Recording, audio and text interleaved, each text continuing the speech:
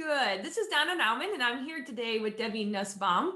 She is going to be sharing with us her experience as a release therapist who helps people with breath work. And I have been talking about this for a couple of weeks on my Facebook group page, but now we have somebody that's actually studied it and here to share with us some interesting things about breath work. So Debbie, why don't you tell us a little bit about you? Okay, well, I'm a licensed Unity teacher, and as I was studying metaphysics, I got into a variety of different modalities of healing, and I experienced the breath as I was going to a therapist. And simple breath, circular breath, it sounds like this. And he taught me that, he had me sit in the chair for 15 minutes and just do that circular breath. Wow. As I did it, I could feel each one of my chakras. And that was my first experience with actually being that present to my body that I could feel my chakras. And it was all because of the breath. Wow. That's a great story. So then you went to school to learn more about breath work? I did. I took the training. It's called Integral Breath Therapy through Integration Concepts. That's where I learned it. And it was basically a 2-year program. And I got my certification for my level 1 and continued on through level 2 and master's. And I actually was one of the assistants to the director as she went around doing different breathwork trainings. And what I found was the breath is it for me. The way that we use the breath is to induce a trance state that allows emotions and memories to rise up. And a lot of times with that brings up shock and trauma, and it's a very hands-on experience. We use different breaths to induce this state, but sometimes if someone regresses back into a baby state, you can't just let them lay there and sob. You have to literally pick them up and hold them to let them know that they aren't alone. That happens in a therapy session? They start to cry and It does. It's a trance state, and it allows the body to regress into different emotions and different states of consciousness where the actual trauma occurred. So we work with treating shock and trauma, and then also helping the person through the experience to a new place, to have a new outcome. wow, that sounds like I've never heard that before, and so I'm so excited to have you here. How does these emotions get stuck in our chakras to begin with? Well, when you think back to being a child, as you're growing up, parents are parents and adults around us all kind of take turns. When I was growing up, I didn't just have my parents, I also had the neighbors, who were naturally extensions of my parents, and aunts and uncles. And if a child has an emotion that the parent just can't deal with or isn't ready to deal with or doesn't know how to deal with, and you have this little child sobbing or upset about something and they can't really explain to them what's going on, a lot of times they'll say, just stop it. And so, you have a sobbing child. And the way that we learn how to manage our emotions many times is to use our breath. So imagine you're a child crying, you're sobbing, and stop it. Where's that energy go? And so for me, I really believe that it gets stuck in our body. And a lot of times the energy of that can cause dis-ease later down the road, and it causes us to learn how to behave differently and to manage our emotions without fully letting them cycle through to a natural conclusion. How would you know that you needed to do breath work when you have like disease? So like somebody with fibromyalgia or somebody with rheumatoid or maybe diabetes. Are there some things with, well, we talked something about asthma too. Is there something in a disease process that's stemming from breath? Well, I don't know that it's particularly stemming from breath, but I think that um, as children, um, we experience things from our little minds, from those little bodies, and we don't always understand what adults say, and we may misinterpret what they say. Right. And so we learn to adapt our whole self in order to be who we think we're supposed to be, or who we think the parent wants, or, especially in many unhealthy situations. So when we do that, a lot of times it's management of the emotional body, and we use our breath differently. And just from some of the reading that I've done and the work that I've studied, like Gabor Mate, who's a fascinating healer, talks about childhood stresses is what he, in his opinion, causes most of the autoimmune disease. Could you say his name again? I'm gonna write it down. Yeah, it's Gabor, Gabor, Mate, Mate. Gabor Mate. Okay, I'm sorry to interrupt you, but Oh I'm no, gonna that's write that down because I want to he's know these things. yeah, he's fascinating. He's got a lot of really great videos on YouTube, and then he has a website also. And And he talks a lot about childhood traumas and stuck emotional things. yeah, in childhood stress, just stress that we pick up from our parents. And what especially fascinates me about him is he also talks about the pre and perinatal states of the fetus, and of the infant, and how malleable they are to the parents' emotions. Yeah. So if you have a parent who's undergone a stress during her pregnancy, Mhm.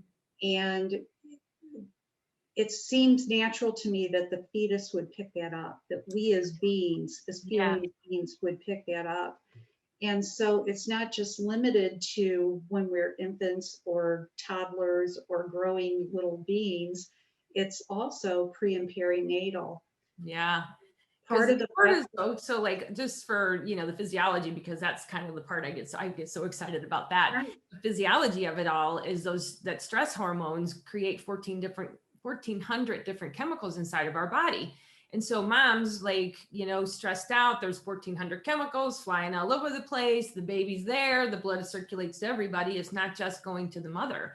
And so you would tend to see, and people don't think of like stuff going on with the mom as something that can actually cause health issues. So I think that's interesting. You were saying he elaborates a little bit about autoimmune and breath work too. Well, autoimmune disease being brought on by childhood stress. Yes. In my experience doing the breath work, in a session, what I do is we start the person breathing, get them into a trance state, and then we allow the breath to rise up and get a little bit bigger. And whenever we make that breath bigger, a lot of times what happens is there's a response within the body, and it starts releasing energy. And sometimes that energy comes out in memories, sometimes it comes out in a physical pain, sometimes it comes out in a big emotion, sometimes it can be very quiet, and it's just a story that the person is seeing in their trance state. Hmm. And my my role in that type of a situation is to be a guide through that, to follow the breather, because we all have an innate healer. And this form of breath work, I believe, begins, it kind of acknowledges that inner healer that we all have, lets that inner healer guide the session. And it's simply the person breathing and me following it and being the best guide I can be. And if there's anything like trauma or shock that comes up, knowing how to treat that and being able to respond to the breather and help them through to a more complete place at the end of the session. Well, And they're trying to heal and work their way through some of these things. And it sounds like when you're doing a deep dive into the breath work, that breath work is stimulating something in them of past pains and traumas. And as they begin to release those pains and traumas, you're there to kind of help smooth the path through it so that we can begin to do some healing. that's exactly it. You said that perfectly. Yeah. Oh, this just Uh, sounds so fascinating. I mean, I think we take the breath for granted. we really do, and it really is the one thing, whenever a baby's born, the first thing they listen for is the breath. Huh. And if you've ever been with someone who's passing, who's transitioning from this life into the next, you listen for that last breath. Oh my gosh, I've watched several of my relatives transition through hospice, and definitely where the breath changes as they're getting ready to go home, and you just know like when the last one is. It's yeah. Yeah, it's a sacred moment, actually. Hmm. That they, your whole life, your breath's the one thing that's with you. Yeah, so I really like that you're speaking kind of to some of the energy centers, like the chakras and the meridians. Is there a place in particular that a lot of emotions get stuck that you have seen or experienced in your practice? Um, it really varies. We don't necessarily look at it as energy stuck in any one chakra. Hmm. The biggest thing that, in order to heal using our form of breath work, we make sure of is that the person's grounded. And Grounded. so we check that using, actually using a pendulum, to make sure that the person's grounded. It really doesn't matter which way it spins or anything. We're just checking for grounding, because if you're not in your body and you're not conscious of what's going on in the session physically in your body, the healing that occurs, if you're out floating out here, you're not bringing back that conscious healing into the body. We're divinely human, right?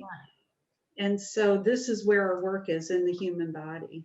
Well, that's interesting because I'm a certified hypnotherapist, and I think it's interesting that you're talking about pendulums and breathing into a trance-like state, which I kind of equate to like the alpha theta brainwave thing, Yeah. where people are more receptive to allowing healing to occur. And so it almost sounds like you're doing a little bit of a hypnotic session in the beginning to get people into that to the unconscious part where you can kind of deal with some of those emotions. It's similar to that. With hypnotherapy, generally you guide someone into that state. Yeah. And the breath work session, we just simply allow the breath to do it. We do a very a conscious connected breath in a slow manner that induces the relaxation response Mm-hmm. and get them to a really calm state, and then just start increasing the breath, that we call it a fast and full breath. And once the fast and full breath takes over, then the body spontaneously releases, whether it's emotion or energy.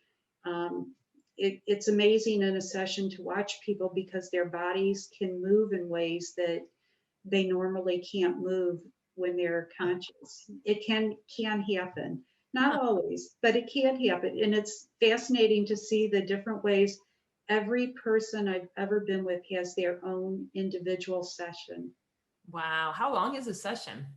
Uh, they run generally about 45 minutes is a good breath cycle, but then you want a nice lead into it and lead out of it, because you don't want to rush.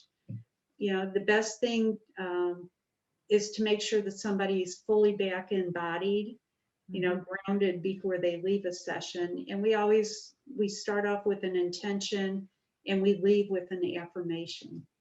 Nice.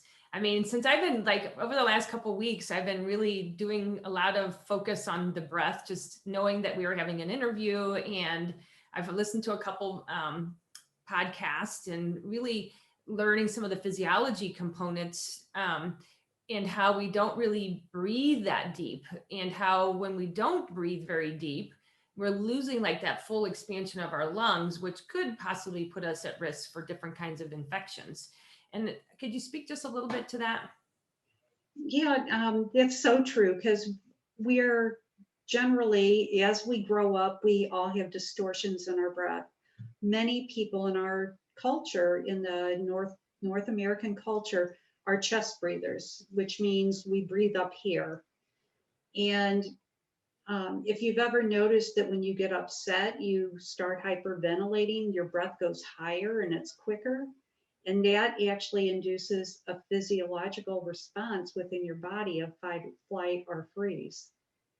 So you're speaking to breathing deeply. And one of the best ways I know how to expand your lungs and to learn how to breathe more fully into the whole body, because the breath actually can, it's this whole area that expands.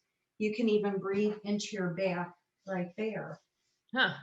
But many people don't, because we don't learn how to breathe. There's not a lot of emphasis on breathing. So I could take you through a quick expansion breath, and I call it expansion breath. I don't know that anybody else does, but it makes sense to me. Mm-hmm. And what it is it's 3 consecutive breaths in, and then just a slight pause, and then 3 consecutive breaths out. So it's 3 inhales, 3 exhales, and we do that 3 times, each time trying to expand the whole rib cage more. Do we put our hands on our belly to see if we're moving our air better? You can actually on your ribs, like right here. Okay. You know, you can see how that's a good breath whenever you actually get the expansion all over. You can start with your tummy, because most people don't even know to breathe into their tummy. You know, Yeah, well, that's where the vagus nerve is. And I'm just going to do a little plug for, like when we're having panic or whatever, when you're breathing shallow like that, your sympathetic nervous system is just going wild. And that breath pulls that vagus nerve and allows the parasympathetic to go, okay, maybe I'm needed here. Maybe I should do something. And then bringing in more air and more oxygen. So just a quick couple, so twice in my life now, I have seen one, I worked in the emergency room, and they brought in a boy we got the call over the radio. He was a 12-year-old. They were bringing him in. He was unconscious. And we're like getting the big trauma room ready and, ready to intubate him and like whatever it was going to look like when he gets there. So he gets there. All the x-rays are normal. All his blood work is normal. All his vital signs are normal. And he's not awake. And the doctor is like, rubbing on his chest and says, let's give him some IV Ativan. And we give him some Ativan. And within 20, almost immediately, he just perks out of it. I'm like sitting there going, what in the world has happened? Well, come to find out, he was being bullied on the playground. He must have hyperventilated, passed out, and had like a huge panic attack, which caused him to go unconscious. And 12 years old. And we're all sitting there, like, I was so sad. Like, how sad is that? And like that whole time, that kid was pretty unconscious. And then a second episode that I had at the office was somebody who was really stressed out. She was getting married. She was feeling like all this stress from all these different people in her life. So we have her waiting to get her appointment set up, and all of a sudden she starts hyperventilating and she's getting more upset. And pretty soon, like, she's breathing so fast and tears are coming down her eyes. She can't get her breath. And we're calling 911 because this lady is having a panic attack. I am trying to teach her to breathe and to slow down. And, I'm kind of like, breathe in through your nose and slow out like a candle. And we're doing all this stuff and I'm being real calm. But she had to go to the emergency room. They Wow. kept her emergency room at like all of the day because they weren't sure what was going on, but come to find out, it was a panic attack. So isn't that awful? Well, and that just goes to show the power of our emotions, and our emotions driving our breath in an unhealthy way. Yeah. So Yeah. listen up, everybody. Let's see what Debbie has for us, because I think this stuff is golden. I thank you. And I totally agree. I think that there's nothing like the breath, and it's free. Where else could you go that you can get something that's so helpful and it's free? It's just a matter of Free awareness. therapy. Free therapy. That's it. The first thing to do is really to make sure you're grounded and in your body. So you want feet like flat on the floor, and just kind of sit up in a tall posture, but relaxed posture. Yeah. Okay. And so then what we do is we breathe in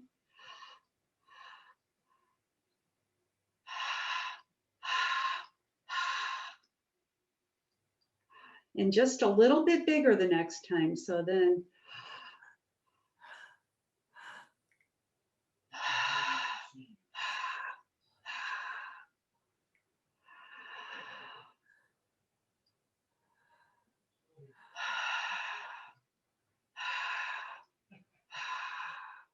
and you try and get the breath all the way up to here. And you can literally feel it whenever you get all the way up. And you as you breathe, do those 3 breaths in, you want big expansion. And as you breathe out, you want, the diaphragm to come up, and you really want to exhale it all out from back, from the sides, from the belly. Okay, now you teach me how to do it, and you don't do it with me, you just yell at me. Okay? Okay. Okay. So ready? Uh-huh. Okay, so breathe in. Do I make a noise when I do it? The more if you relax, I should have said this before, relax your jaw. So one of the ways to relax your jaw is to just, and then just kind of let it open. Okay. And remember, the more wider your mouth is, the more air you can take in, the bigger you can stretch. Okay. Okay. Oh my God. Oh my gosh. See, the relaxation response. There you go. Yay. Okay, sorry. Oh, that's okay. Okay, so just relax your jaw. Get ready for your inhale. Go 1, 2, 3. Pause. Exhale, exhale, exhale. Inhale, inhale, inhale. Exhale, exhale, exhale. Bigger. Inhale, inhale, inhale. Exhale, exhale, exhale. And how do you feel? Made me a little lightheaded. Yeah, we aren't used to getting that much oxygen. Ooh, yeah. Like when I'm reading the book by Jesse Comer, and I'll just kind of show it to everybody. It's a practical guide to breathing. While I was listening to his podcasts and stuff, he talks about training to do deep dives, and in his training was CO2 deprivation type stuff. So you blow all your air out, and you just sit on that. And he talks about how we become anxious and we got to hurry up and breathe. And he talks like that's how you learn to focus better on your breath. So I thought that was kind of interesting. What do you think about that whole CO2 versus O2, and does it matter? Um, I've never really focused on that, but I do know that, we do get anxious, and a lot of times our breath can be like a metaphor for our life. You can watch people and see, do they pause more at the top of the breath, like after they inhale? Or do they pause more at the bottom of the breath after the exhale? And there's a way you can look at that is whenever you live your life, do you take in as much as you can and then rest there? and then exhale and give it all away, and then take in another breath right away, and then exhale and give it all away? Or do you breathe in and exhale right away so you're always on empty? Hmm. Yeah, and it's just kind of a metaphor for life. So you can play with a breath that way. And you can pay attention to, does it flow or is it ragged? Getting to know the breath can be it's interesting, almost mystical experience. Yeah, I think it does sound kind of mystical. I went to a Dr. Joe Dispenzo conference, and he uses the breath to make a trance-like state as well. And his is you're breathing and you're pulling all the air in, and you're pushing the air into the brain to the pineal gland, and you're trying to saturate the pineal gland, which is supposed to open up our spiritual connection. And so like when you do those breaths, and I'm pretty sure with the breathing you're talking about as well, like my ribs hurt a little bit because I'm not used to breathing that kind of deepness. And you get done, you're like, wow. The next day you wake up, I wonder why I'm sore. All I do is breathe. Yeah, well, and I mean that's the magic of it too, is all you're doing is breathing. But we're not taught to breathe. And now, thankfully, breath is becoming kind of a buzzword. There's a lot of books out there on the breath. Here's another one that's a good book. It's The Healing Power of Breath. Hold on, I'm gonna write that down. And then who's Okay. the author on that? And there's actually a CD that comes with this. The Healing Power of the Breath. Isn't this awesome? Everybody, isn't this awesome? The Healing Power of the Breath. And that is by Richard, I think. Isn't it well, Richard? maybe my glasses. Yeah, Richard P. Brown. Awesome. MD. And an MD. So there you go, peeps. We got MDs that are interested in breath work. Yay! Yeah, that's what's so fascinating about this book. And his wife, Patricia L. Gerbarg, MD.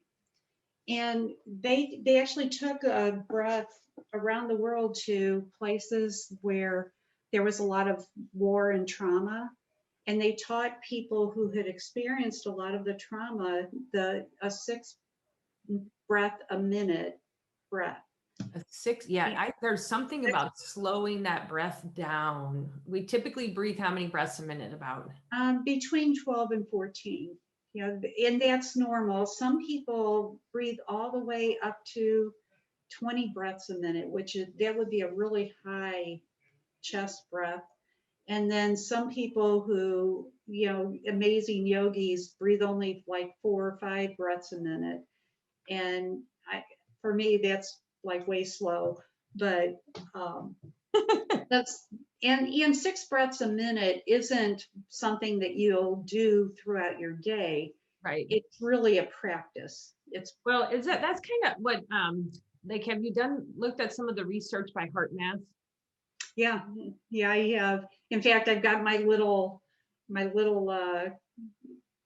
that, my earlobe clip. Yeah, I have that too, the HRV, the heart rate variability, and it hooks up to your phone, and then you breathe. It's just for people that don't know. You hook this little thing on your ear and it goes into your phone, and then you can breathe with it, and it teaches you to slow the breath down.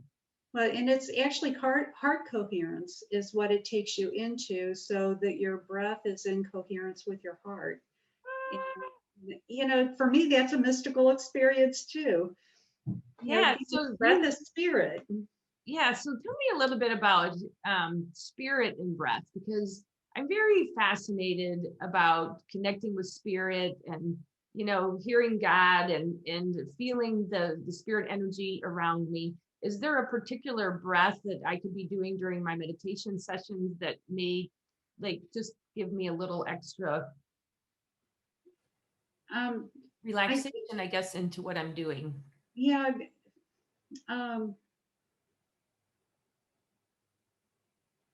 We hear so much about the breath with yoga and with pranayama and a lot of the different spiritual traditions. Everybody has the breath. It's all there. True. And the word breath is spirit, esprit. It's spirit. Huh. And so the mere connection of breath for me is a spiritual experience when I remember to connect to the breath. So often I don't remember that in daily life. So anytime we remember to connect to the breath, it's like bringing spirit into your life. And for meditation, I would probably guess that using the 6 breath a minute would take you into a nice relaxed state, and that would keep you in just kind of a nice even space.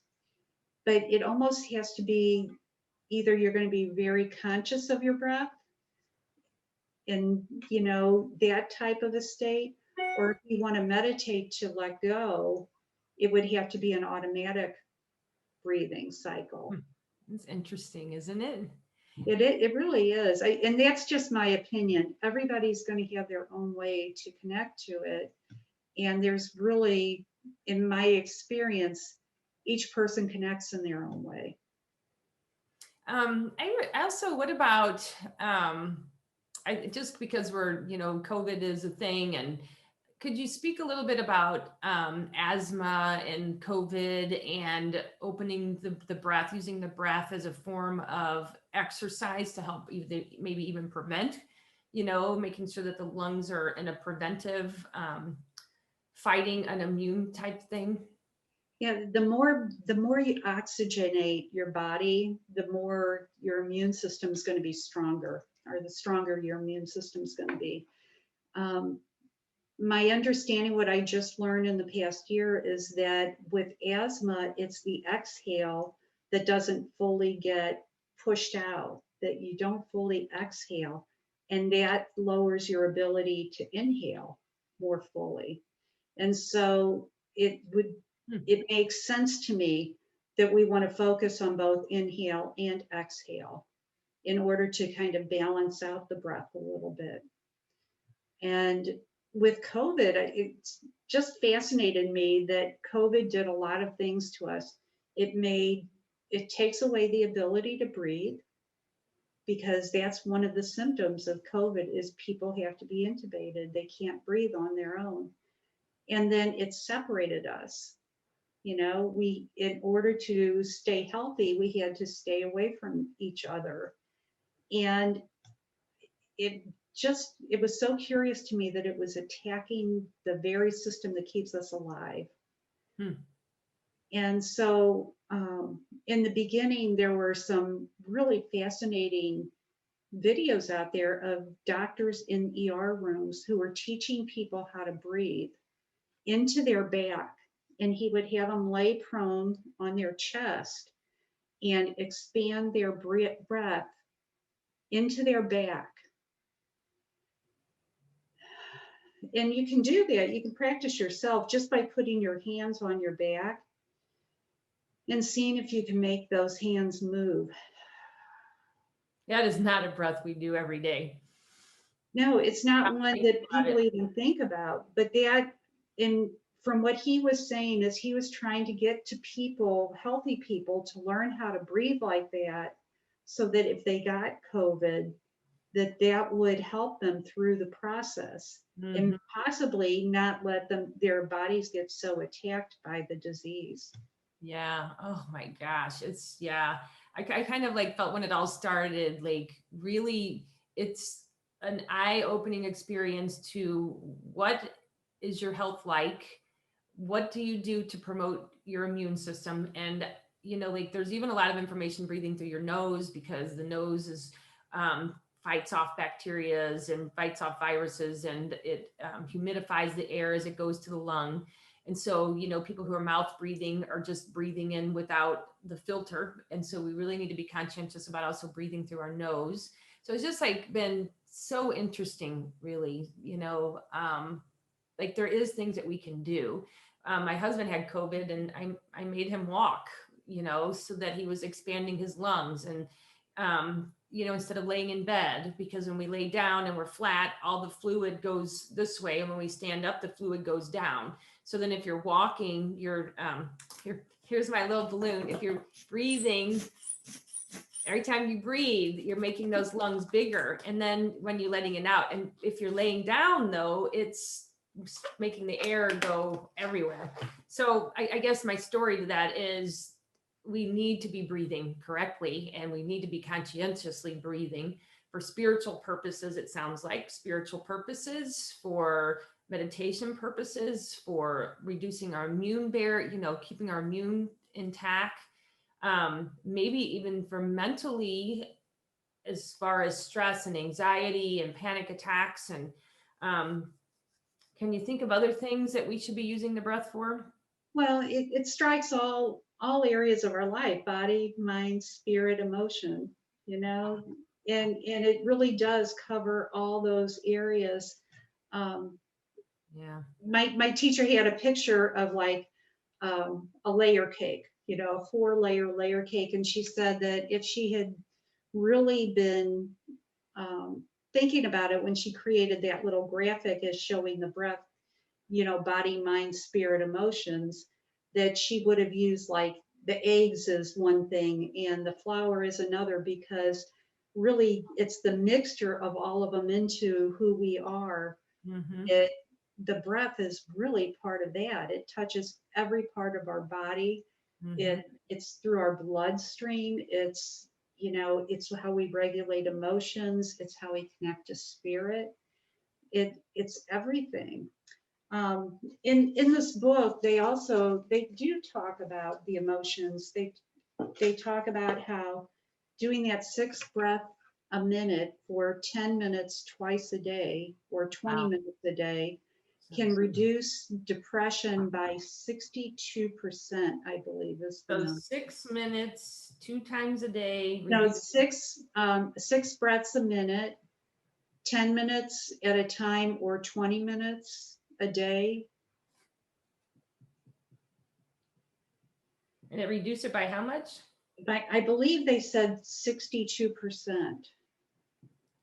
And that's just breathing. Yeah, that's not Just anything else. breathing. And if you add exercise in there, because I'm a big proponent of exercise, which is also an antidepressant. So like well, here and we you have 2 breathe, antidepressants. right? Yeah. You breathe when you exercise. Yeah. Or you breathe when you chant, you breathe when you sing, so those are all ways to increase your breath too. So singing, right? Humming and singing. Yeah. Oh, that's so You can't do any of that without a breath. Yeah. And those again are reducing your cortisol levels, which I'm all about. Yeah. How do people find you? Like if they want to work with you or yeah. Well, right now I'd be glad to help anybody with learning how to breathe better. And it's because right now that's where we're at with COVID, and you really don't want to be in a room breathing with anyone, honestly. You mask up and it's very difficult to breathe through masks, at least breathe properly through a mask. So the best we could do is take care of ourselves in that way. But the best, you could contact me at DANU, S as in Sam, S as in Sam, B as in boy, AUM at Comcast.net. And that's just my initials, DA Nussbaum at Comcast.net. I will put that in the heading when we get ready to put the video up. This has been like, I don't know, I think I have been, since I kind of been studying more about the breath and reading the book and getting to know you, and I have been trying to incorporate more of this into my meditation part, where I'm consciously thinking about that breath. And I do think it changes things, because when we're meditating, we're so like all over the place. The grocery list, what people said to us yesterday, what we're going to do when we get out of meditation. And I think even focusing on the breath and slowing things down is a good way to kind of reduce that chatter in the brain. Have you found that works for you? It does work. It's much better than just sitting there quietly. Yeah, so I'm going to keep working on that. I 10 minutes is a long time to breathe differently too. It is, and you may want to work up to it. And if you start, if you set that as a goal and you start breathing and it becomes too much, you might feel a little dizzy, you might start feeling a little off. Just go back to your normal breath. It's a goal. And no, there's no breath police out there. Nobody's going to come up and get you and, so, oh, no, you're doing it wrong. It doesn't happen. It's a goal, and to really be gentle with yourself, because most of us have been breathing in ways that aren't the most supportive all our lives. Mhm. So it doesn't change overnight. It's a process, it's a practice. I would love for anybody that's watching this video to please share it. Share it with teachers, share it with nurses, share it with people who are making connections, because kids need to learn this. Patients need to learn this. I mean, for hairdresser, like you could be telling people to breathe while you're doing, like, I just think it's all of our jobs to begin to really hone in on some of the natural ways of curing health problems and preventing them. Because, like, I'm not looking to try to get sick. And if that is the case, and this is our temple, paying attention to our breath does matter, right? Well said. Well Yeah. said. Yeah. So everybody needs to do their part. This is no sale pitch here. This is really to help people. So I want to thank you, Debbie, for coming on today. Yeah, this is so good, and you're so sweet, and you have such a good aura about you. So this is a beautiful interview, and I thank you so much for being a part of bringing this into the world and trying to reach people that need it and educate people why this is so important. Yay. Oh, well, thank you so much for inviting me. And it's just such a pleasure to share the breath in a way that reaches others. Thank you. All right. Well, till next time. See you Okay, later. thank you. Bye.